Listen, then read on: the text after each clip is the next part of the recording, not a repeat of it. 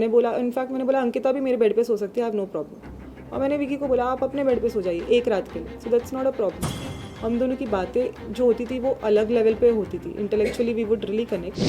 No feelings, बिल्कुल ऐसा कुछ नहीं है। In fact he is a very good friend, वो बहुत अच्छे फ्रेंड है, उन्होंने मुझे हमेशा सपोर्ट भी किया है। पर एंड में कहीं ना कहीं हमारे बीच में मिसअंडरस्टैंडिंग हो गई थी, मगर मिसअंडरस्टैंडिंग होने के बावजूद भी उन्होंने फिर से मुझे सपोर्ट किया, उन्होंने फिर से कोशिश की बात करने की।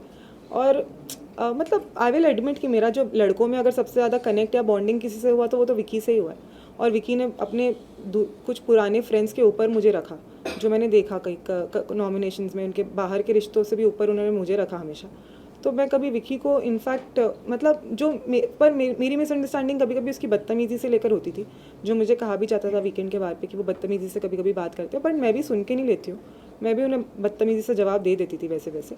फिर एंड में भी बस उसी चीज़ पर हमारी मिसअंडरस्टैंडिंग हुई थी कि तुम मतलब तमीज़ से बात करो, ये वो एंड ऑल दैट, और उस पर थोड़े झगड़े हुए। मगर डेफिनेटली अगर मैं रही या रहती तो और ज़्यादा इंटरेस्टिंग चीज़ें देखने को मिलती, जो with passage of time obviously, with my like regarding my equation with everybody, जो अनफोल्ड हो रहे थे धीरे धीरे। It's a game, what you expect. अगर आपको थोड़ा बहुत तो चीज़ें you do certain things just for entertainment also sometimes. It's not like वो वैसे भी मेरा बेड था, मैं उन्हें बेड 5 दिन से दे रही थी। उस दिन मुझे फील हुआ कि fine I just sleep on this bed tonight, and they also didn't call me wrong, they said you are right. मतलब मैं गलत नहीं हूँ वहाँ पे अगर मैं अपने ही बेड पे सोना चाह रही हूँ। तो मैंने बोला, इनफैक्ट मैंने बोला अंकिता भी मेरे बेड पे सो सकती है, आई हैव नो प्रॉब्लम।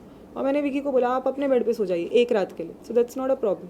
पर उस चीज़ पे विकी अपने ईगो पे ले गया विकी मेरी ईगोइस्टिक कि अच्छा बेड छीन लिया मुझसे, ऐसे ऐसे हो गया। बट अदरवाइज देन फिर नेक्स्ट नाइट को मैंने उन्हें बोला कि आप आकर वही बेड पे सोइए, कोई प्रॉब्लम नहीं। इस चीज़ों पे अगर आप ऐसे कोई मतलब चीज़ें अज्यूम करना that I have feelings, it's actually absolutely wrong. क्योंकि ये है कि इनफैक्ट वो हमेशा से मेरी तरफ, मतलब he was always very fond of me, पर मुझे कहीं ना कहीं उनको लेके हमेशा मिसअंडरस्टैंडिंग रहती ही थी। अगर आपने मेरे को कंडक्ट में नहीं समझा इतने डेज़ में, तो आप मेरी सरप्राइज कि वो हमेशा मुझे बहुत सपोर्ट कर ही रहे, पर कहीं ना कहीं मैं बहुत उनको मुझे ट्रस्ट इश्यूज़ थे उनको लेके, क्योंकि उन्होंने 3rd वीक में जो मुझे नॉमिनेट कर दिया था, उसके बाद से मुझे हमेशा से उनको लेके ट्रस्ट इश्यूज़ थे। और वो मुझे लेके बहुत कॉन्फिडेंट, तो मुझे हमेशा बोलते थे please trust me, I said I like to trust you, but मेरा ट्रस्ट वो बिल्ड नहीं हो पाता था बिकॉज ऑफ पास्ट एक्सपीरियंस। तो मुझे इनफैक्ट उनको लेके ट्रस्ट इश्यूज़ ज़्यादा थे, तो फीलिंग्स तो is out of the question. But yes, मतलब ऐसा था कि हम दोनों की बातें जो होती थी वो अलग लेवल पे होती थी, intellectually we would really connect, जो मैं किसी और के साथ या वो किसी और के साथ नहीं कर पाते थे। पर हमारे बीच में मिसअंडरस्टैंडिंग्स भी बहुत क्रिएट होती थी, कभी कोई दूसरे करने की कोशिश करते थे, कभी अपने आप हो जाती थी, कभी कुछ, कभी वहाँ पे वैसा माहौल है ना, वहाँ पे भड़काया भी बहुत जाता है, I will be very honest. और मैं बहुत मैं एक्चुअली मैं मानती हूँ मैं सीधी हूँ, मैं ऐसी नहीं हूँ कि मैं कभी कभी आ जाती हूँ, जैसे मैं मानूंगी, मैं ऐसी नहीं हूँ कि हाँ ये मतलब मुझे ये चीज़ें समझने में फिर थोड़ा टाइम लगा कि ये गेम है, they are all my competitors. तो वो मुझे चीज़ें जो बोल रहे हैं वो ऐसा नहीं मेरे भले के लिए बोल रहे हैं, वो चीज़ें अपने भले के लिए, अपने फ़ायदे के लिए बोल रहे हैं कि मेरे बॉन्ड ख़राब हो, मेरे बॉन्ड टूटे, ये वो। तो ऐसा कभी हो जाता था कि सच में मैं सुन लेती थी, मुझे लगता था, मतलब मुझे कभी कभी ऐसा लगता था कि मैं बिलीव कर लेती थी हाँ ये वो, बट बाद में क्लैरिफाई होती थी चीज़ें।